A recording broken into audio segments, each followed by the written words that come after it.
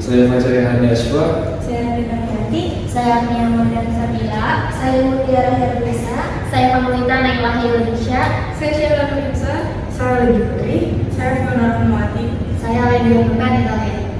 Dan kami akan menunjukkan video roleplay penyuluhan kami dengan materi bahaya rokok konvensional dan rokok elektrik. Selamat menonton. Halo semuanya, selamat pagi.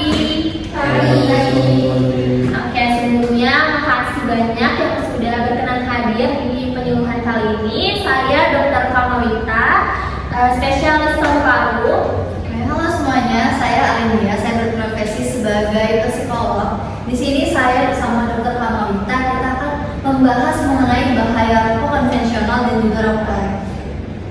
Oke, sebelumnya udah ada yang tahu belum apa itu rokok atau ada yang pernah nyoba rokok elektrik atau vape? Saya dokter. Saya sering banget lihat teman-teman saya itu pakai vape. Wah, berarti di zaman sekarang udah banyak banget ya yang pernah nyoba vape, apalagi di kalangan remaja-remaja. Oke, sebenarnya rokok itu dibagi menjadi dua, ada rokok konvensional dan juga rokok elektrik. Apa sih sebenarnya rokok konvensional itu? Jadi rokok konvensional ini adalah produk berbasis tembakau yang dibakar. Nah, rokok itu menghasilkan asap yang lebih dari 4.000 senyawa kimia termasuk tar, karbon monoksida, dan juga formaldehida. Terus ada rokok elektrik. Nah, rokok elektrik ini adalah perangkat modern yang memanaskan cairan berupa liquid itu untuk menghasilkan uap. Nah, si rokok elektrik ini tuh mengandung nikotin, bahan kimia, dan partikel yang berbahaya. Dokter, saya mau tanya dong, menurut dari teman-teman yang saya bicarakan itu, katanya tuh rokok konvensional dan rokok elektrik itu lebih aman rokok elektrik. Emang itu bener ya, dok? Wah, pertanyaan yang bagus tuh. Banyak orang berpikiran kayak gitu, padahal sebenarnya nggak sesederhana itu ya. Jadi rokok elektrik itu walaupun dia emang nggak mengandung tar, tapi dia tetap mengandung nikotin yang bersifat adiktif dan bahan kimia lainnya yang pastinya akan merusak paru-paru kita. Ya, benar banget yang dijelasin sama dokter Kamawita tadi.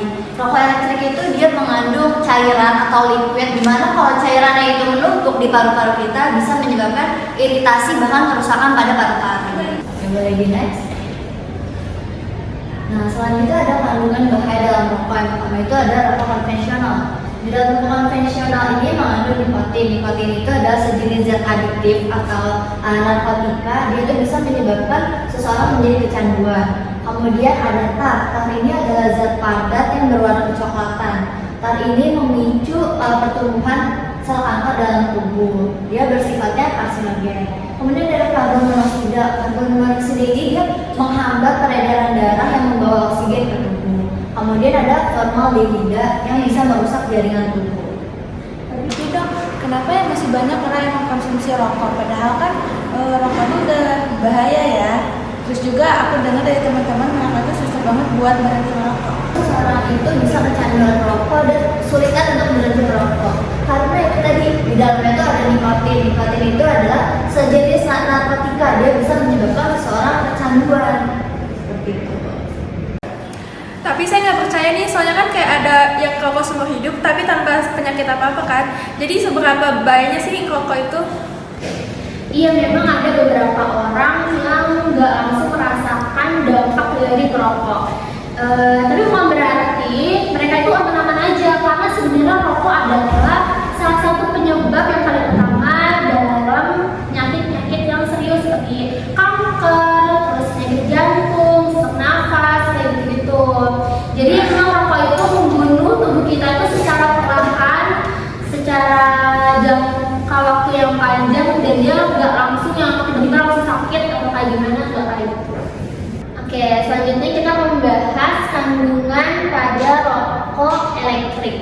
Pada rokok elektrik, nikotinnya itu berupa cairan yang bersifat adaptif dan dia ini bisa merusak otot para konsumennya. Kemudian juga ada propilen glikol dan gliserin.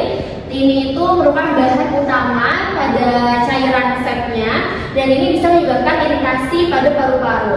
Kemudian pada alat vape ini itu bisa menghasilkan partikel logam berat seperti timah dan juga nikel yang itu bisa merusak jaringan paru-paru kita dan juga bisa menyebabkan resiko penyakit yang sangat serius. Gitu. Jadi dari mana ya dok?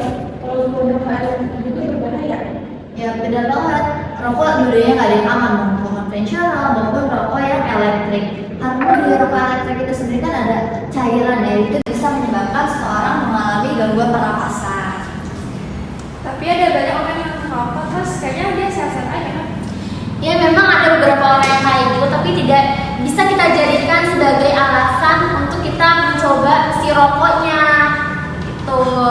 Seperti yang tadi saya bilang, kalau si rokok ini itu memang merusak tubuh kita secara perlahan dan juga meningkatkan resiko penyakit serius. Bahkan rokok ini bisa memperpendek umur. Ya benar banget, rokok juga bisa mempengaruhi gangguan psikologis kita. Bisa kita mengalami stres atau cemas kalau misalnya kita belum mengonsumsi rokok. Oke, next. Selanjutnya kita akan membahas dampak dari rokok. Boleh next. Tadi udah sempat disinggung-singgung juga ya, dampak dari rokok itu bisa mengalami gangguan sistem pernapasan, penyakit kardiovaskular. Kemudian next, bisa menyebabkan kanker, gangguan kehamilan dan janin.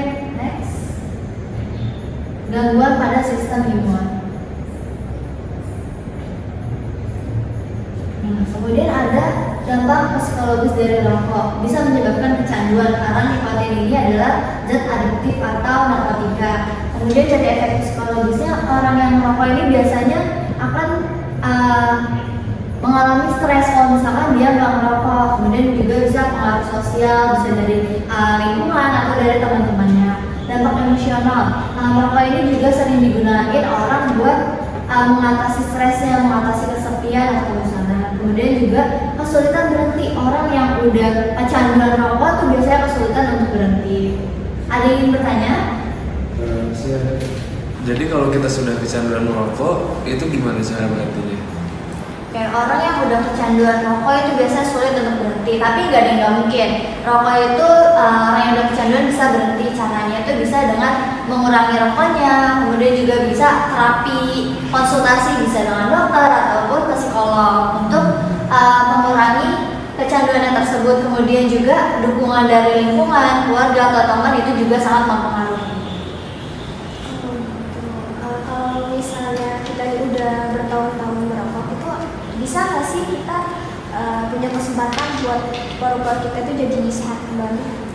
Pastinya bisa, walaupun paru-paru yang udah rusak itu nggak bisa kembali normal seperti semula, tapi dengan kita berhenti merokok itu bisa memperbaiki fungsi tubuh kita dan juga memperlambat perkembangan penyakit. Makanya semakin cepat kita untuk berhenti, semakin besar pula peluang kita untuk sehat.